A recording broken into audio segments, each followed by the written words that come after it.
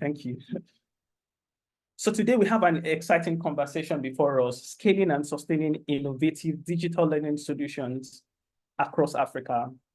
According to Elon HQ, there's an estimated 260 million young people on the continent, which is between ages 15 to 24.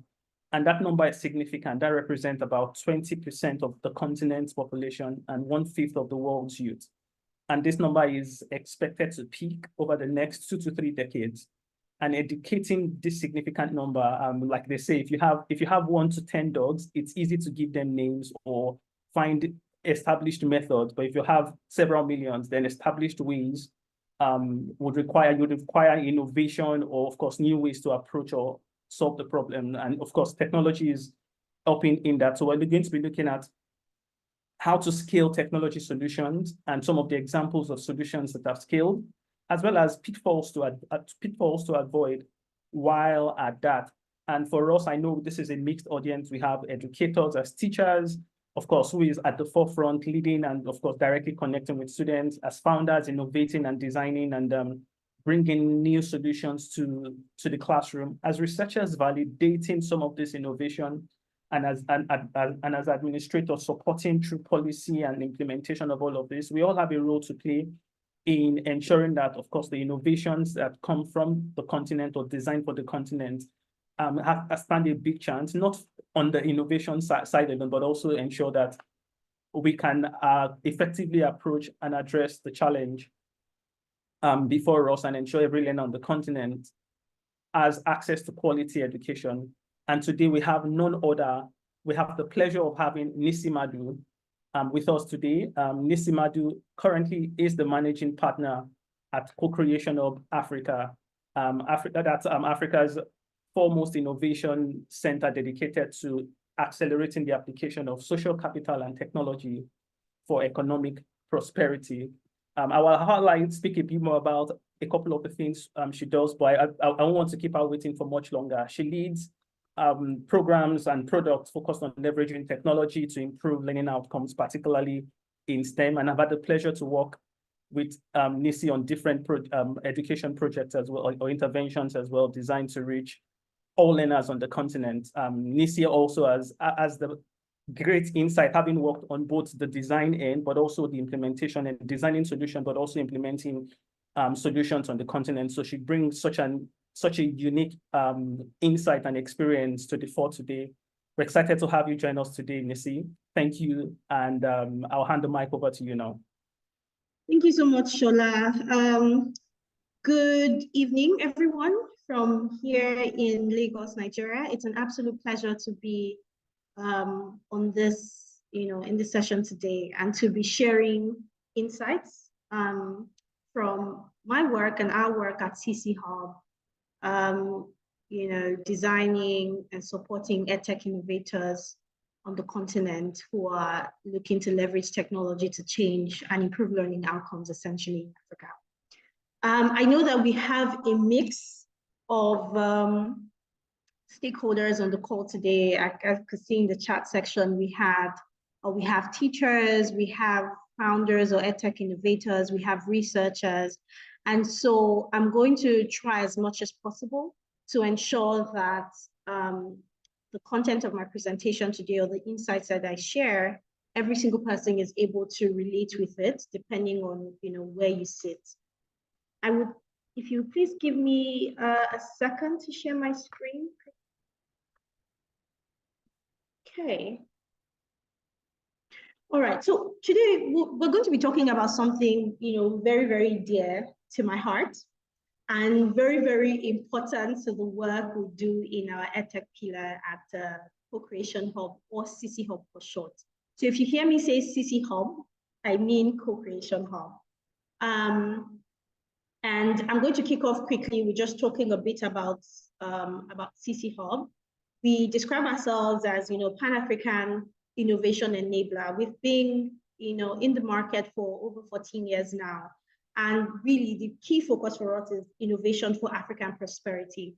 And technology is our tool of choice. And we do that across a range of different sectors and segments. And education is one of that. We have locations in 4 African countries, but we've done programs that cut across 18 African countries. And we, as you can see on the, the deck, we have over 1,000+ startups who can trace their roots to, to us through direct programs and interventions that we. And because I know this is education specifically, I will be talking a bit about our working education. So we started, 3 years ago, started from robotics and coding programs because the key thing that drives our working education, as you can see at the top here, is how do we raise the next generation of highly innovative thinkers who solve our most pressing problems of the continent? And so you can see that we're not talking about, when we think about outcomes, we're not necessarily thinking about, passing the best exams or anything like that per se. But when we have that vision for what we want education to be able to do for us in Africa, this is how we articulate it as an organization. Because we know that when we have highly innovative thinkers, they're able to solve problems, create value, and then we're able to see that ripple effect in terms of prosperity. And so we started from coding and robotics programs, and where we've gone through a lot of evolution to where we're at the moment, which is primarily supporting edtech startups and innovators who are building the future of learning on the continent. And we support them across 4 areas. So product, how do we ensure that their product is delivering on learning outcomes? How do we ensure that their organization is set up enough to be able to attract and retain quality talent? How do we ensure that their solutions can get into the hands of as many people who need it? And how do we support them to be able to attract funding to also grow and scale their solution? And I think just on the last bit, in terms of that support, we're working with 2 organizations. There's the Mastercard Foundation on the EdTech Fellowship Program, and we're implementing that in Nigeria and Kenya.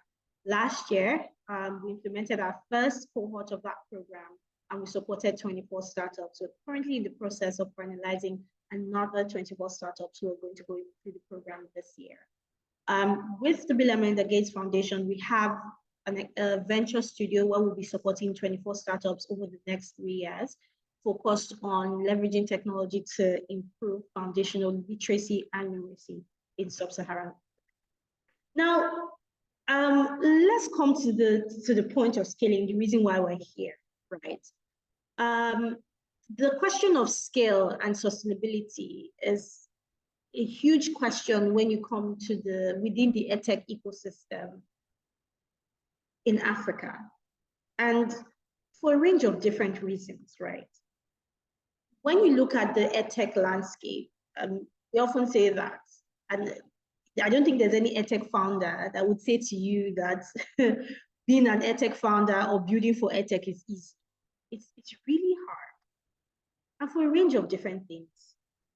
On the product end, or even if you're trying to come up with an idea and implement this idea, it's a space that is really regulated. And regulated in the sense that you can't just, you need to work with experts, you need a lot of support and access to be able to work with key stakeholders to ensure that your product is actually delivering on the learning outcomes. We often say at CC Hub, and I say it a lot, that when it comes to edtech, it's not necessarily just about the tech. The tech is great, it's exciting, we're all excited about tech and what it can do. However, it is just a tool. The education bit of it is very, very important. And if one is building a digital learning solution and you do not approach building a digital learning solution from a holistic point of view, then from the beginning, you're planning to fail, because the sustainability and the scalability of that becomes very different.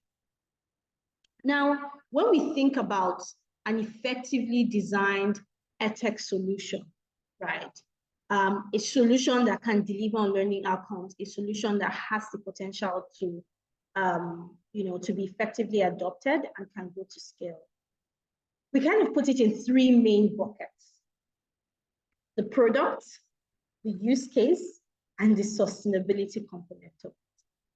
And I'm going to talk through each of these pillars today, and why, a lot of these things that I've highlighted under each of them is important, and why, and how to think through them as you build out your, your edtech solution, or for the teachers here, as you support innovators or you use edtech solutions within your classroom, or you're even thinking, how can I use this, in my classroom to be able to achieve the kind of outcomes that I want to see, even though I have, constraints and limitations and all of this.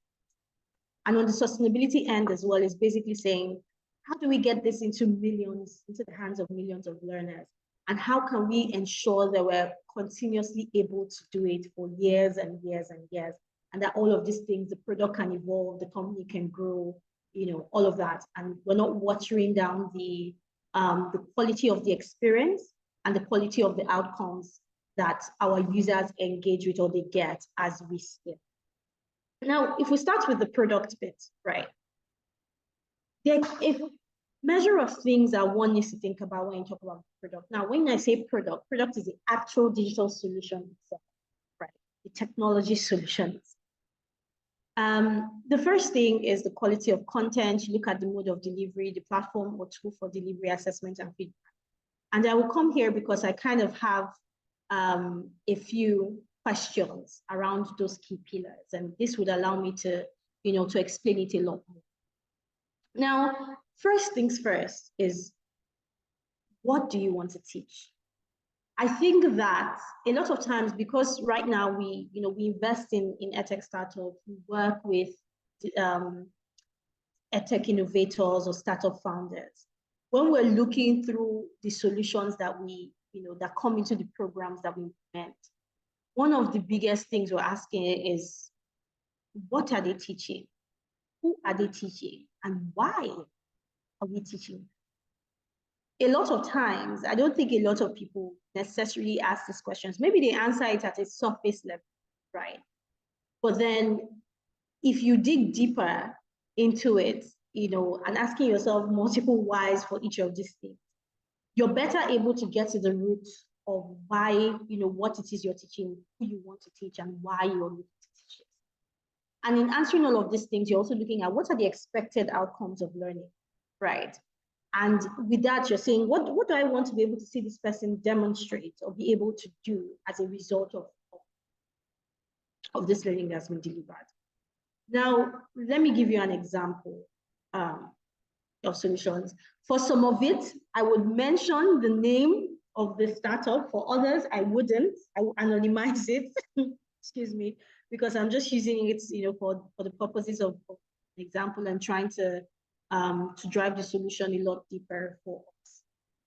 So an example, for instance, is a solution that is focused on teaching sign language to, well, maybe I'll describe it this way, helping to improve or democratize access to the learning of sign language so that members of the community or of the public who are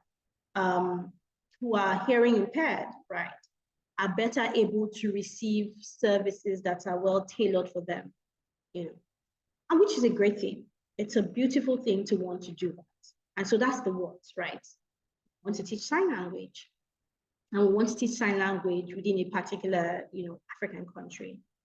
Now, the question of who do we want to teach this is a very important question. Because if we say, oh, well, I want anybody who wants to be able to, who is interested in learning sign language, to learn sign language or be able to have access to it, then that description is not niche enough. Because if you do not drill very, closely or be very niche about the particular people to teach this, what happens is that you're going to go ahead and build a solution that you think, well, it's for anybody and everybody. Then you're going to struggle to see adoption. But even before you get to the adoption bit, even the amount of effort and all of the work you're going to take into designing the tech to just teach anybody, by the time you get into the market and people are not adopting it, and then you need to start, optimizing it or pivoting, that's a lot of work, a ton of time, and a ton of resources that we expect. So for example, I was speaking to this set of founders and they said, well, we want to teach, healthcare providers in, primary healthcare centers in, in various communities this sign language so that patients who are hearing impaired are better able to receive quality service because they can communicate effectively with these healthcare providers. And that's a great thing, right? It's beautiful to want to do that. And I guess I've also answered that why, right? The why of it, right? If you teach these healthcare providers, those who come to the healthcare centers are better able to receive better able to receive quality care. That's great. There's the bit of it that is connected to the sustainability and delivery and all of that you then have to answer, because why should these healthcare providers be interested in this? And why would they part with their money to do it, right? And those are questions you answer, of course, at that sustainability bit. You answer all of that here. Now, there's also the bit of the mode of delivery. And with this, a lot of times is, if you're going to be doing content, because this is, a skill that you want to provide, a training you want to provide, so you have to come up with the content. Now, also answering the question about who you want to teach is very, very important, because you then start to think about what's the best and the easiest format for the content that I want to deliver to them. These guys are busy. They probably have a very short time. So maybe I want to use video, so it's very easy for them to, engage with it. Maybe I want images with just a bit of an audio text, or snippet explaining this. Maybe I want to use a form of simulation, or live classes are best. Hey, can we meet up on Saturdays or on the weekends after work for say 1 hour, and then we have engagements on a WhatsApp group or something, just talking about and practicing everything that we learned in the live class. That's a model, right? And that's a mode of delivery that one could explore. And then you start to think also of the platform for delivery. What tool do you want to adopt for this? Are you going to do web apps, mobile apps? Are you going to leverage AI? Is it going to be a chatbot?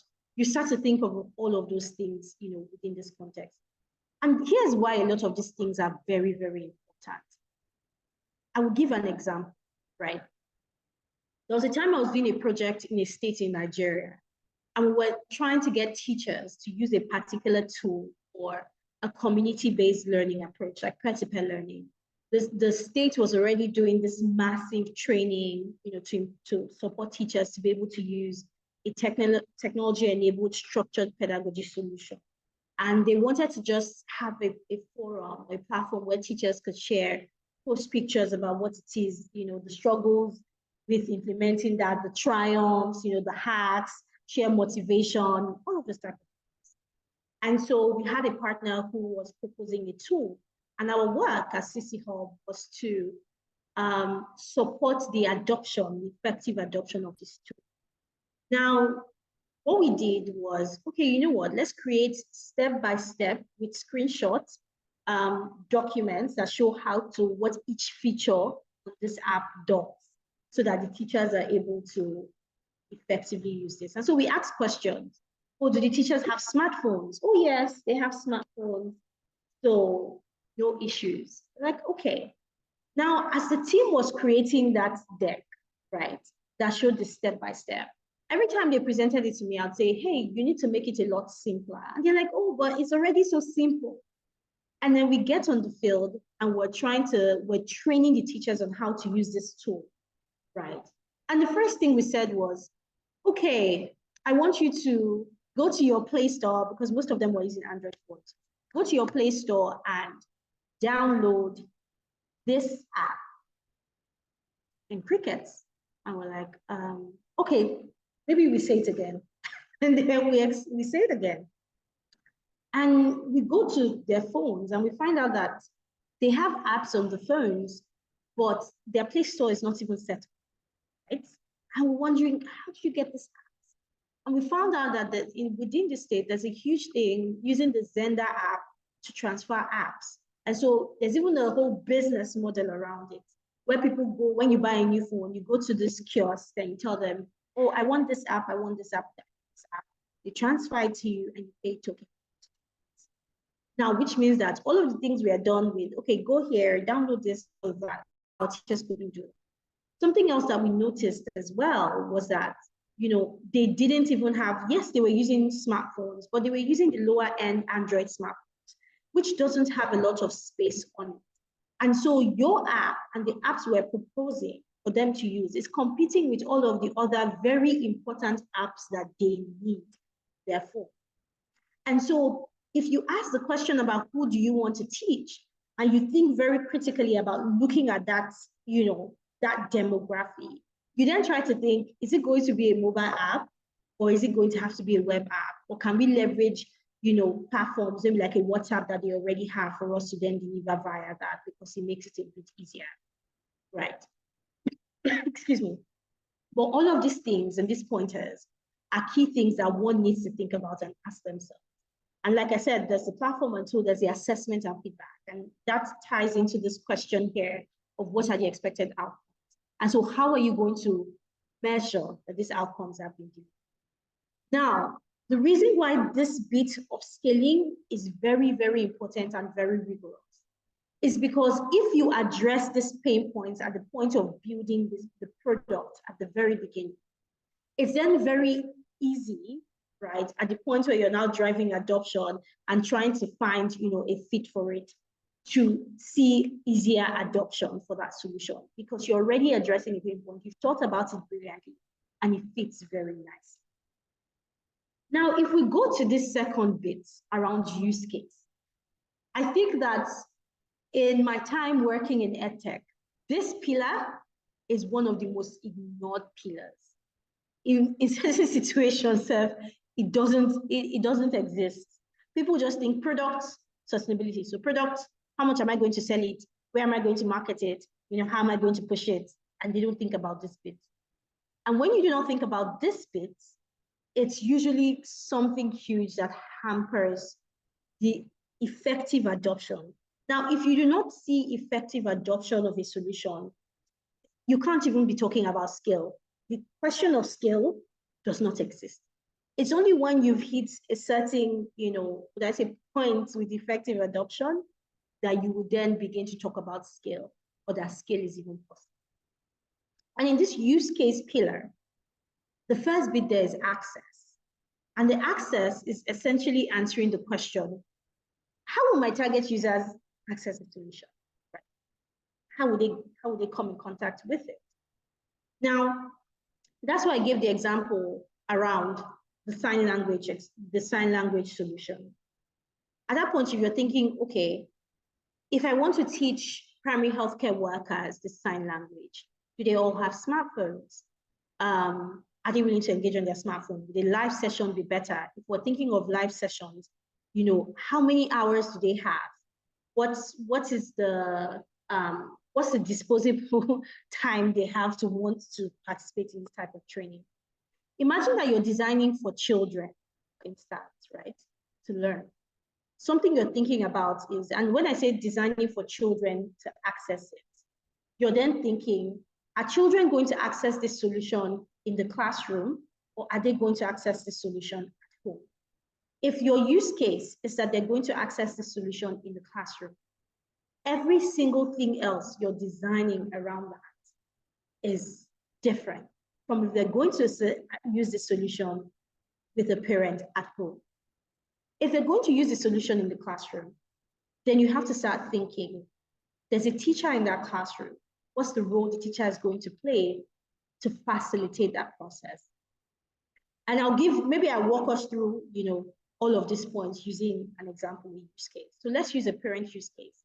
I have this fun learning solution for children, and I want them to engage with it at home, their parents. And so if they're going to engage with it at home, when I'm answering the question of ease of access, I'm asking myself, does the child have their own device? If the child has their own device, then it's like, okay, well, that's great. Then you download the app. They can download the app. Now, if it is not an app, a mobile app, if it's a web app, for instance, and I've implemented projects where it's a web app. And because children of nowadays are so used to, if they pick up a device, they scroll, they know the icon for the solution they're looking for, and they can click on that icon. But if it's a web app, it's a lot difficult, because then they have to think about the URL.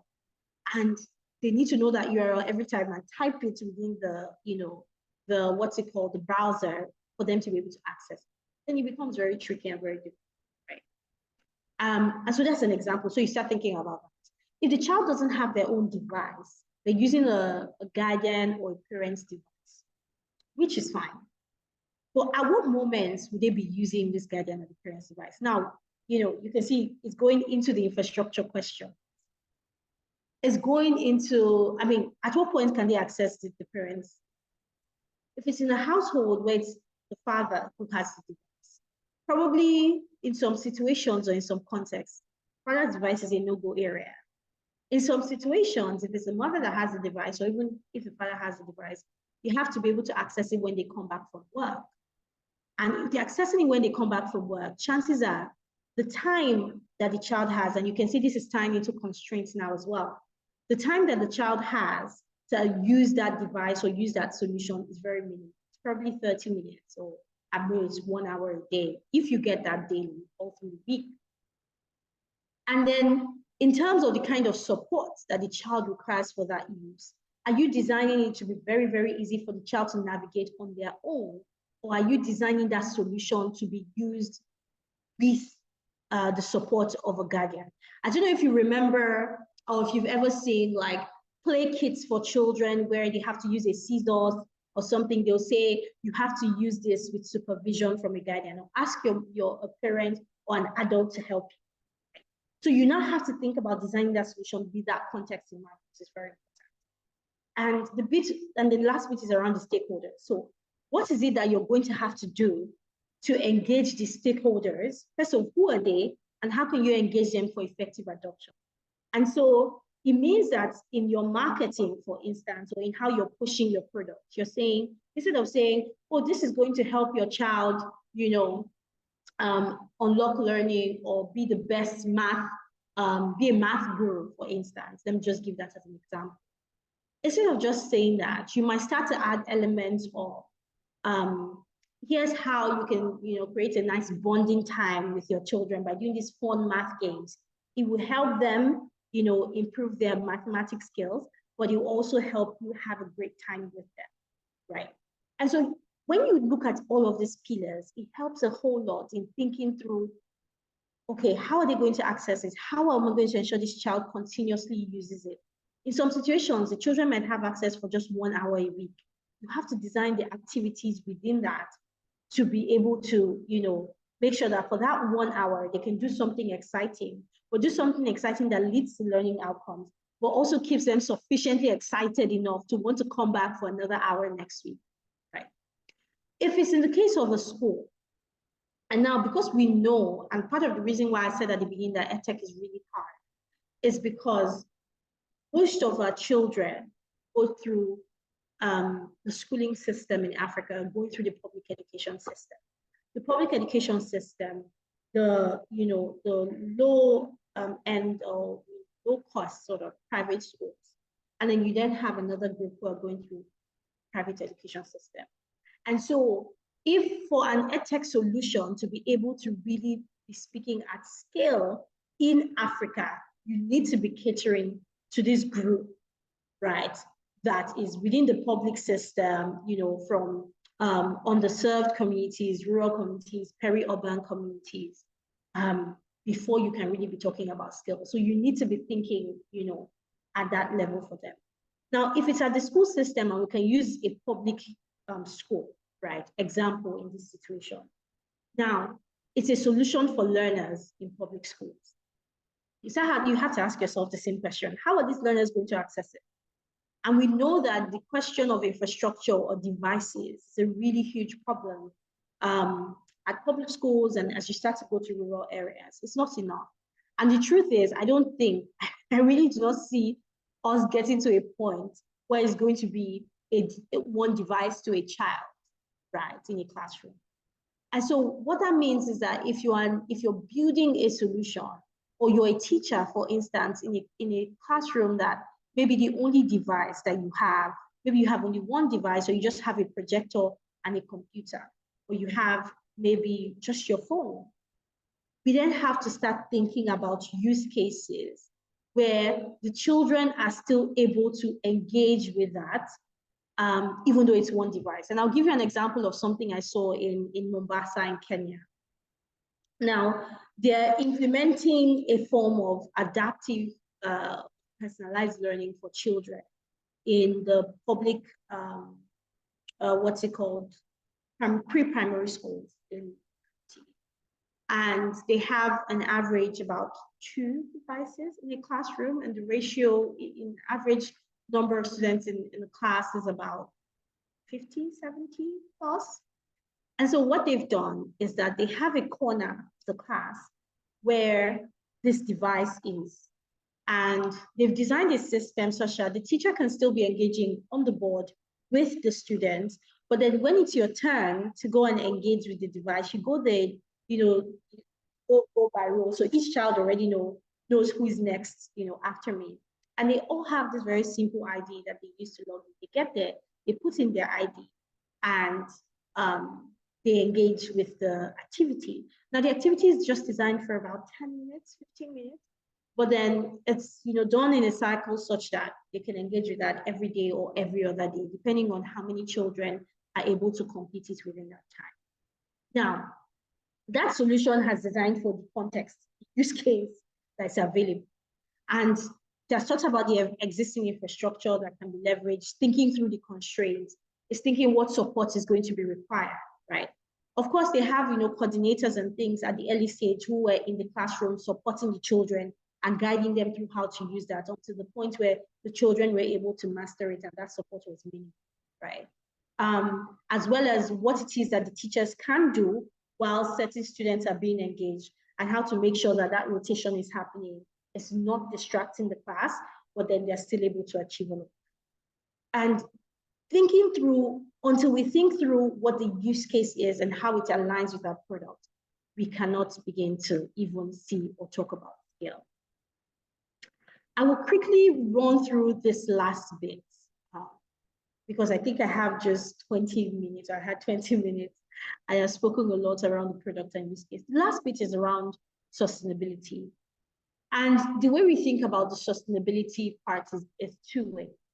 One is, how do you ensure that the providers of this solution can continuously provide this solution to their users? That's one.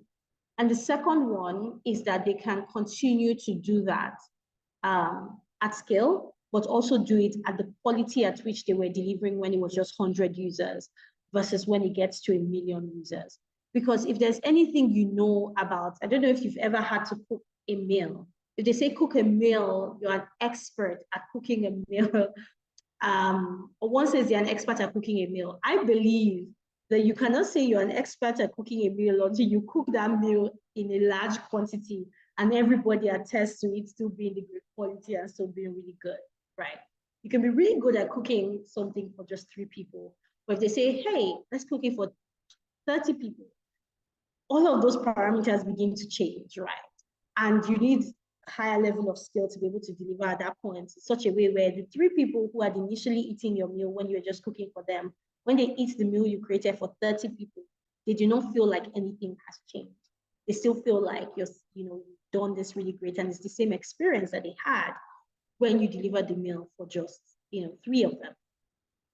And honestly, within this affordability pillar for EdTech on the continent, and essentially answering the question both who can pay and how much can they pay, and how would they like to pay, right? I do not believe in a completely subscription-based model for EdTech in Africa, because the stickiness with the solution and the sort of, would I say, ecosystem that would make that happen, we're not there yet. And what this means is that innovators have to be innovative around how they think about financing, or people paying rather for the solutions. Are you doing a freemium model where it's free forever, where you're selling to sort of like 80% of people can pay at a particular price that make your numbers work? What they're paying can cover for the other 20% who are using a freemium. And you can also think about monetization strategies for those who are using the freemium as well. The examples of that, not necessarily within Africa per se, or examples of what we've seen with that for EdTech. There's also debate around, if you start to think of your solution, how do I say, okay, you know what? It's not just going to be, especially as you think about distribution, as you think about dropping the price point. I don't want to, if I have a solution for schools, I don't want to have to go from school to school to school to school to school to sell this. Where are the pockets where I have a lot of them and they can engage? An example, for instance, that I was speaking with the team about internally was banks, financial institutions. And interestingly, both in Nigeria and Kenya, the banks that we have spoken to said, oh my God, you know what? It's so interesting that you're thinking about solving a pain point that we have. Because when you think about it, they have packages, for like financing or loans. Maybe they have a kiddies account, so parents can save for their kids or kids can save for themselves. Or, schools who have accounts with them can access loans for, asset financing or day-to-day capital, right? And they say a lot of our schools are looking for a lot more value for what it is we're bringing. Can we say, hey, this particular solution, all of our schools can have access to it, but they're having access to it at a discounted rate. So that way you're doing a lot more volume and you're able to drop prices. Another bit that I think is both here in this use case, but also ties into sustained quality of service, is when you think about the support required for that effective adoption, and also so that the quality of your content, your service delivery, and all of that is still very excellent. I had a startup founder who said to me during COVID that they grossly underestimated the amount of support they needed to provide to teachers, to head teachers, to schools, to parents, to be able to use their solution during COVID and even beyond. Because they just thought, oh, anybody and everybody should be able to use this. And that put a lot of strain on their resources because the few customer support people they had just couldn't cover for all of the demand they were getting. And so the founder said to me, he said, Nisi, I became a support person and I was on calls and all of that, late into the night, just trying to provide support. And so these elements are very important to think. But I would round up with this because I know that we also need to leave questions. Is that there are a few key tips that sort of bring all of these things together. And that is building along with, if you're an innovator, building along with the key stakeholders in the system. And so at CC Hub, something that we do very strongly as well is working very closely with teachers, go through the testing and validation process for a lot of our startups. So the startups come and present their solutions to them. And they say, well, I think you should change this. I think you should do this here. I think you should do that there. And we've all had solutions where we did that validation session with kids. I remember a particular situation where kids were reviewing this content and it was an animation content, a bit of animation and game and interactive content. And there was a scene where a little girl had borrowed a book from a boy in her class, and on her way home, it rained and the book got drenched. And so she was just thinking about, how am I going to tell him that this book got drenched and he really loves this book? So we had an illustration of a bubble, like a thought bubble. And in that bubble was the image of the boy, frowning or looking visibly upset about that situation.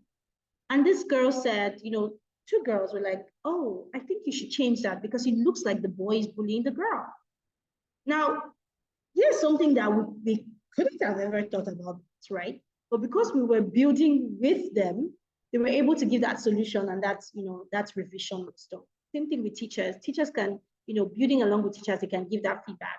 And, throwing it out here as well to teachers who are, on this platform. I think that because teachers are practitioners, you're on the field, you're in the classroom, you're engaging with the students, you're doing it very often. I think that's something that we don't do a lot of, here in Africa, is giving feedback and giving, genuine feedback. And for whatever solution it is you're engaging with that you find and you're using, whatever experience you have, I think that you do not underestimate how valuable the feedback that you can provide to those who are building, the innovators, the products can be. It can be so, so powerful. And that's a power that you have, and that's a role that you can play within this EdTech ecosystem for both ensuring that the products that are being designed meets our needs, the needs of the learners, the needs of the teachers, but that we can even begin to see the potential of each of these solutions, go to scale. I have said a lot of things. I will pause here so that we can take any questions or comments that we have. Shola, over to you to manage that process. Yeah, thanks a lot, Lucy. Yes, you indeed said a whole lot. And as always, I said at the beginning that time is never our friend. So we would love to dive right in.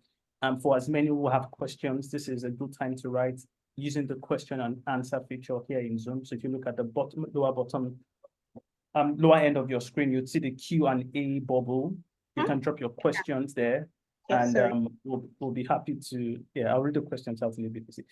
We'll be happy to read them out. And have, of course, Nisi as the speaker as well as myself answer them as they become available. Thank you so much, Nisi, for such an insightful session.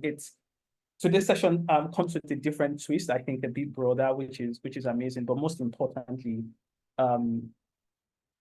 just like the point you stopped with, like, it's important to have all key stakeholders working together to achieve, to solve the problem, basically to be able to design and implement solutions. I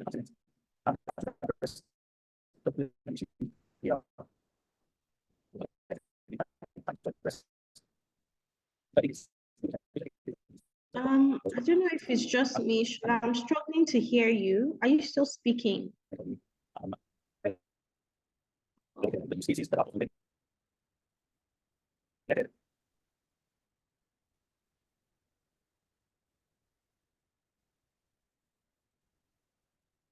Okay, his network is wonky. Thank you, Titi.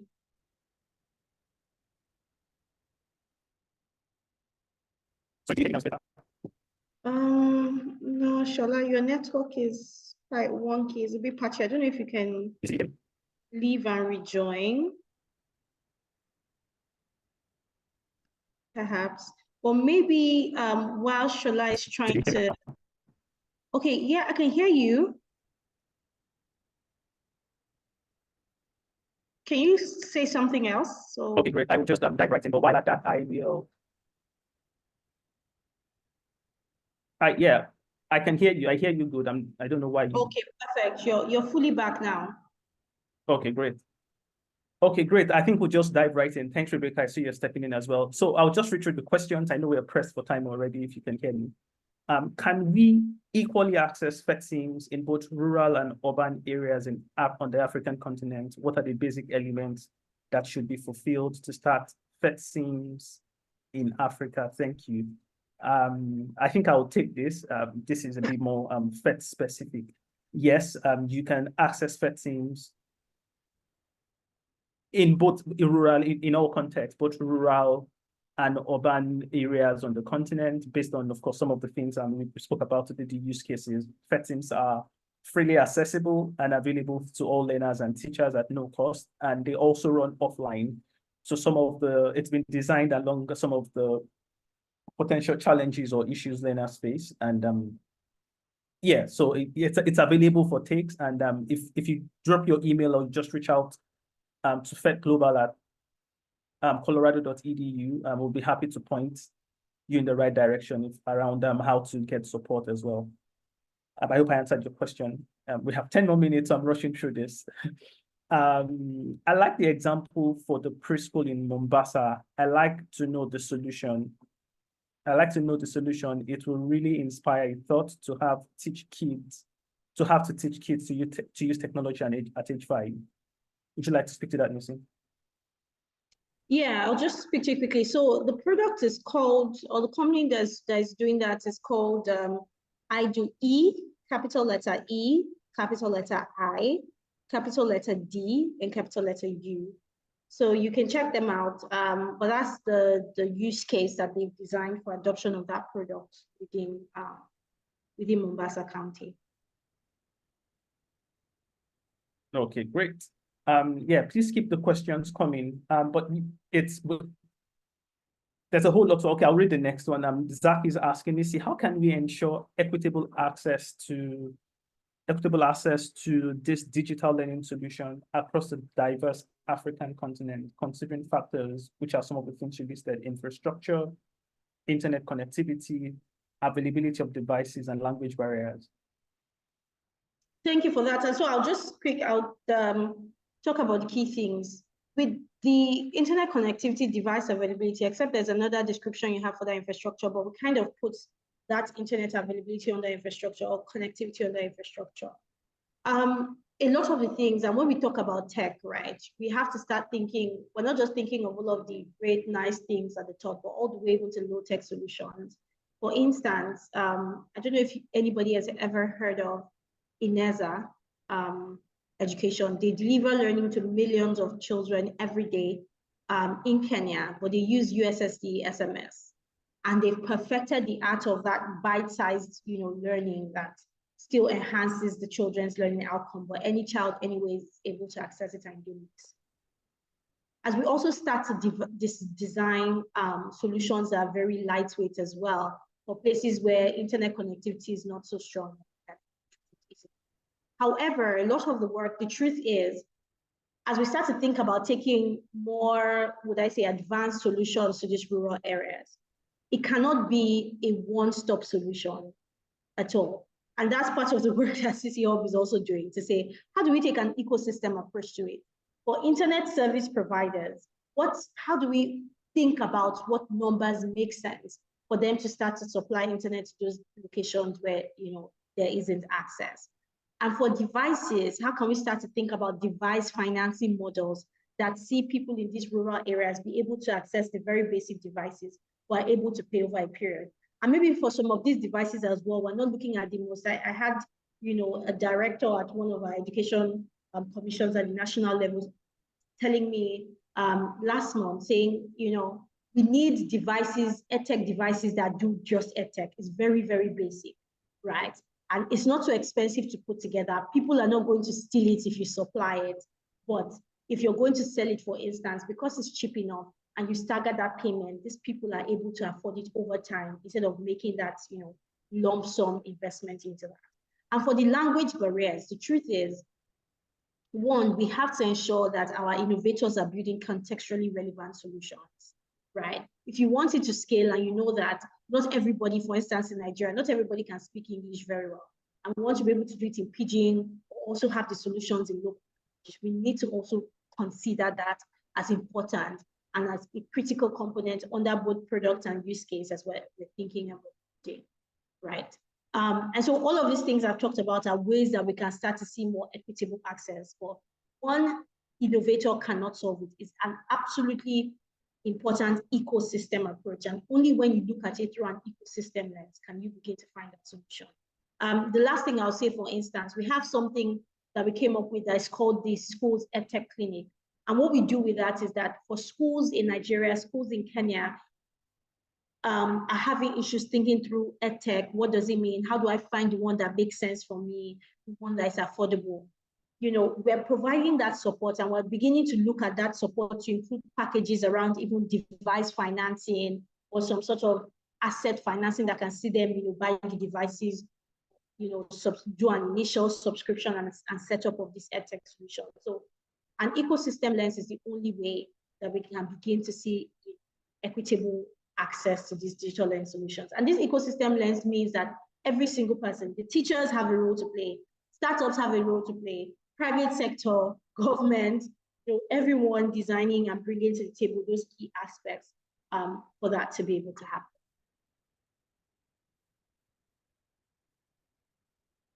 Shola, over to you. I don't know, he looks like he's frozen.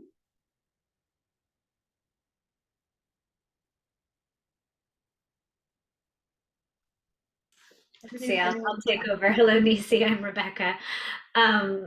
We met back in Rwanda in Kigali. Let me see if any other questions have come in. I don't see any more in the Q&A box. Do we have any other questions in the chat? No, Zach is also there. Is there anything that might have passed by?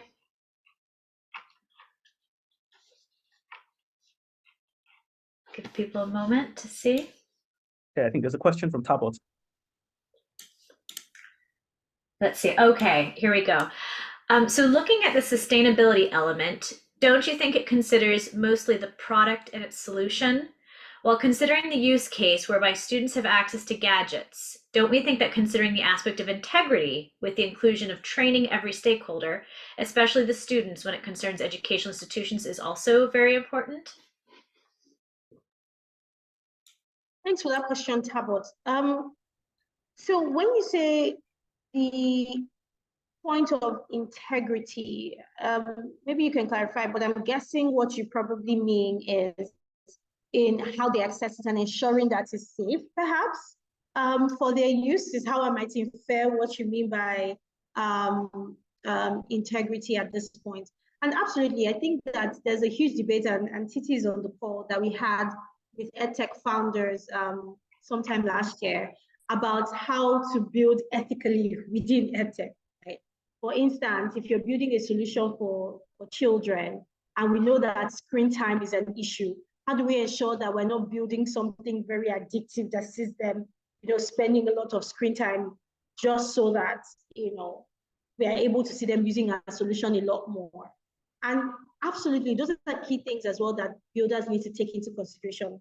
How do we look at all of the safeguarding elements within our products and ensure that all of the stakeholders who will be engaging with the product understand this safeguarding element and are able to use it appropriately within the context that we've provided. So yes, those elements are absolutely also important. And I think that rests also on both as teachers, as school leaders who are bringing these solutions into their schools, or as parents and guardians, but also on the innovators who are building as well.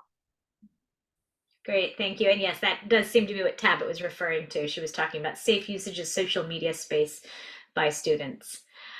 Great, excellent. Shola, I just want to make sure, are you back? Yes, do you hear me? Yes, we hear you clearly. I'll let you go ahead and close out. Okay, great. Thanks for stepping in. Apologies for the technology fail. I'm happy to be back. Thanks a lot for such an insightful session, Nancy. It's such a time would not allow us to stay a lot longer as much as we'd love to. I see Ibukun just raised his hand. So I think let's just hear Ibukun speak. Ibukun. Just a second. I see you're raising your hand, but trying to hand you the mic. Do you mind writing in the chat? Okay, yeah, there you go. Ibukun, you should be able to unmute yourself at this point.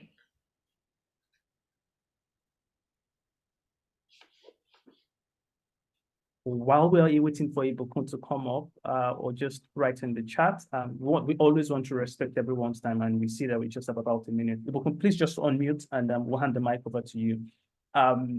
Again, I was just about closing. Thanks a lot, Nisi, for such an insightful session. I don't know if you have a final word as we wrap up and just wait for Ibukun to speak. And maybe for final word should be something for teachers in particular, if you have any. How they see themselves within this entire scope of work. Often we engage them in terms of validation, but if you look at all of the strand, there's a whole lot more points of entry where they can also play. Well, any thoughts from you as we wrap up? Yeah, so is it okay for me to go ahead and speak? I know Ibukun has a hand raised, or? Yes, but she's not unmuted yet. So please go ahead. Okay, so I think for me, I don't think that any education system or ecosystem can be successful without teachers. Teachers are the very center of it. And this also goes to play with tech solutions as well. And as teachers, beyond even the being involved in the validation bit, even in the ideas, right? At the point where you look at a solution and say, how about you have this, or maybe this solution doesn't exist, and I think it's something that I would like to see, and being part of communities and contributing your voice and your quota to those communities can begin to seed ideas and inspire innovators who can build. And even as teachers as well, I don't think there's anything stopping you from being a co-founder an innovator, building, but also in terms of the adoption, effective adoption of this, the effective adoption of this solution. I think someone needs to mute, yeah. The effective adoption of the solution in that use case pillar, I do not think that it's also going to be possible without teachers, doing that. And we know that technology has the capability to transform learning. Technology can make your work easier. And a lot of the solutions that are being built in EdTech is to make your work easier and for you to be able to deliver, this 21st century learning and improve the learning outcomes for the children in your classroom and for the learners that you work with. And so my advice would be to take technology seriously and be excited about the possibilities that it has. And also, as you use it, like I said again, do not be afraid to share that insight. Do not be afraid to share, your thoughts and ideas about how it can be improved. But not just how the solution can be improved, but also how you're adopting the solution, sharing so that other teachers can be motivated. I had teachers who said, I'm a smart teacher. For instance, in Nigeria, there's a program that the government is doing around smart schools. And they said, I'm a smart teacher, but I find that some of my other smart teachers usually, they're not, they don't want to push themselves or be willing to, learn how to use the solutions or troubleshoot when there are challenges with the technology. But then because as a teacher who is doing this, they're sharing, their own experience and using their voice, it can inspire other teachers and motivate them. And we'll begin to see that ripple effect across more teachers adopting the use of, the use of technology in the classrooms. Example, the PhET simulations that I would pin it up there, Shola. Okay, great. Thanks a lot, Nisi. On this note, we would like to thank everyone who has joined and participated in this session. I know we might not have been able to take the questions. So if you look at the chat now, I've dropped the link to the community on Facebook. Please, we invite everyone to join and feel free to post questions to just engage the community so that the conversation can continue. Thanks again, Nisi, for joining. Thanks again for everyone, especially those who are joining for the first time. We look forward to having you join again next month as we bring you another exciting conversation. On this note, I would like to appreciate you. Thank you, and then we look forward to seeing you next month. Bye for now. Bye, Mr. Thank you.